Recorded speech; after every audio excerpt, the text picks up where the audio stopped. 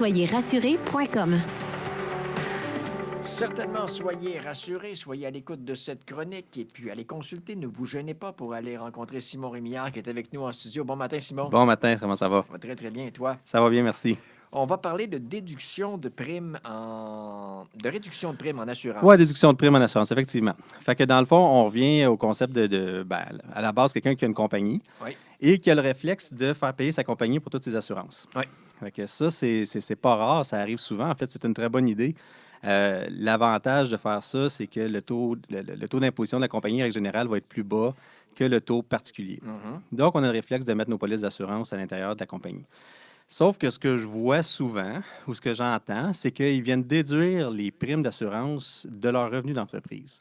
Et ça, il faut faire attention à ça, parce qu'il n'y a pas grand primes qui peuvent être déduites justement des revenus d'entreprise. Donc, on va faire le tour des 3 types de polices d'assurance, l'assurance vie, Oui. invalidité, maladie grave. Allons-y avec l'assurance vie. Avec l'assurance vie, parfait. Donc, au niveau de l'assurance vie, il est possible de faire payer la prime par la compagnie et de déduire une partie de ces primes-là du revenu d'entreprise. Sauf qu'il y a quelque chose de bien important, c'est qu'il faut avoir à la base un prêt. Donc, la compagnie, il faut qu'elle ait un prêt à la base. Et de 2, il faut que l'institution financière qui détient le prêt oblige la compagnie d'avoir une assurance vie. OK. Donc, et ça, il faut avoir un papier signé de la banque, là, disant comme quoi nous vous obligeons à avoir une assurance vie pour couvrir ce prêt-là. Si c'est le cas, les primes peuvent être déduites des revenus d'entreprise, mais seulement une partie. Donc, ce n'est OK. pas la totalité. C'est souvent le réflexe que les gens vont avoir, ils vont déduire la totalité. Et c'est ce qu'il ne faut pas faire. Donc, à la base, ce qu'il faut déduire, c'est ce qu'on appelle le coût net d'assurance pure. C'est une infime partie, en fait, de votre coût total annuel de votre prime d'assurance.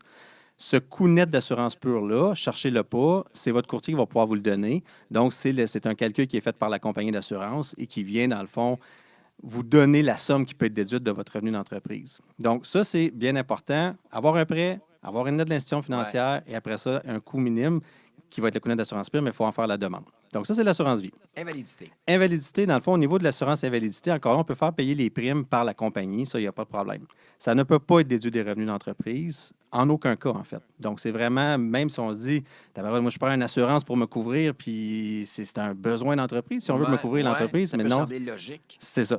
Oui, c'est logique, mais malheureusement, on ne peut pas le faire. OK. Donc, on ne peut pas déduire les primes. La seule chose, on peut faire payer la compagnie. Très important, si on fait ça, de déclarer un avantage imposable à l'actionnaire ou dans le fond à la personne qui s'assure.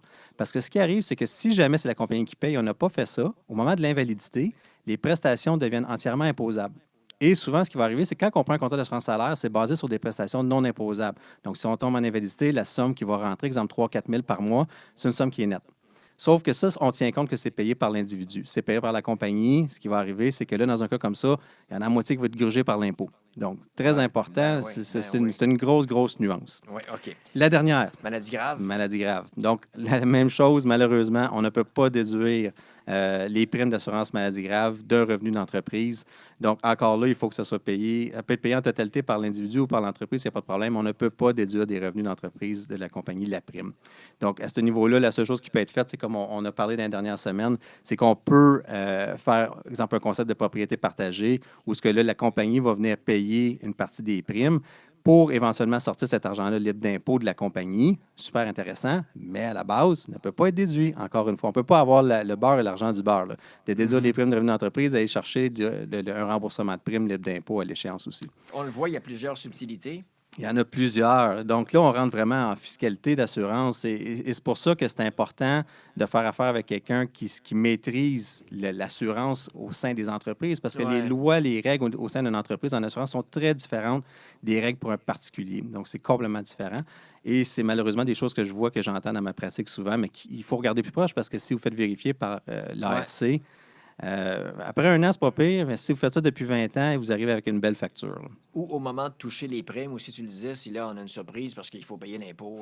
Oui, c'est ça. Il faut, une fois que la planification est faite, il faut tenir compte de c'est qui paye la prime, qui va être le propriétaire, qui va être le bénéficiaire du contrat d'assurance, que ce soit invalidité, maladie grave ou assurance vie.